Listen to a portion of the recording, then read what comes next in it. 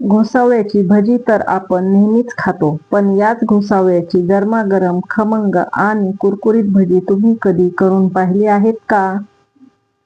बाहेर पडणारा पाऊस, हातात गरमागरम चहाचा कप आणि सोबत कुरकुरीत घोसावळ्याची भजी. आहा! यापेक्षा सुंदर पावसाळी मेजवानी अजून काय हवी? नमस्कार, मनीषाज किचनमध्ये तुमचे मनापासून स्वागत आहे. आज आपण बनवणार आहोत अगदी सोप्या पद्धतीने कमी साहित्यात भरपूर चवीची घोसावळ्याची कुरकुरीत भजी. तर चला वेळ न घालवता साहित्य पाहूया.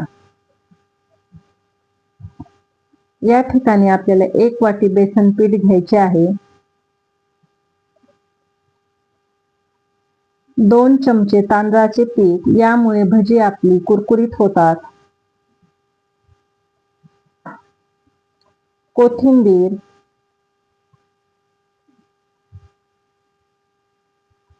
चवीनुसार मीठ,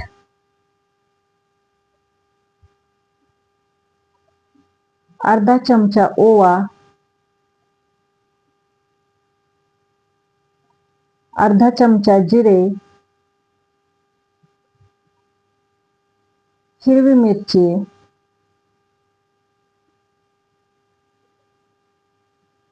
अद्रक, लसण,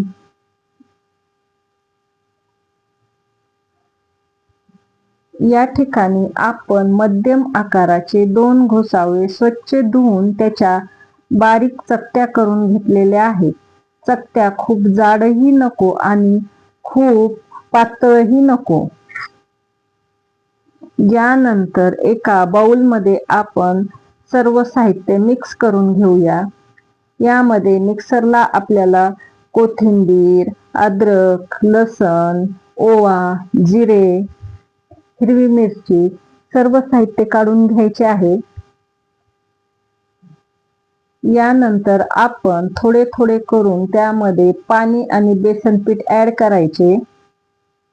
बेसन पीठ जास्तही नको, कारण यामुळे आपल्या भज्यांना चव चांगली येत नाही.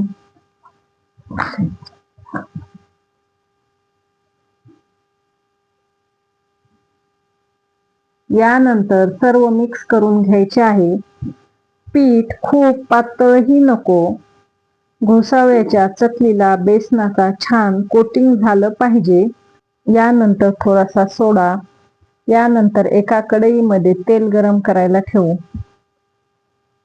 तेल गरम झाले का हे चेक करावे. यानंतर आपण चकत्यांना व्यवस्थित कोटिंग करून यामध्ये एक एक सोडून घ्यायचे.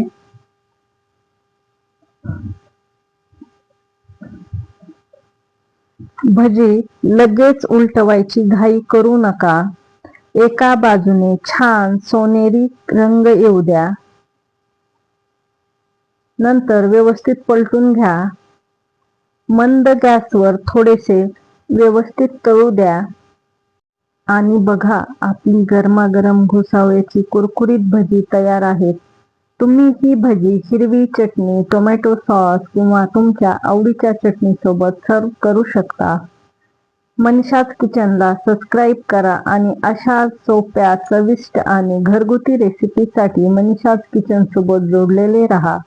तुम्ही ही रेसिपी करून पाहिली तर भजी कशी झाली आणि तुम्हाला कशी वाटली हे कमेंटमध्ये नक्की सांगा.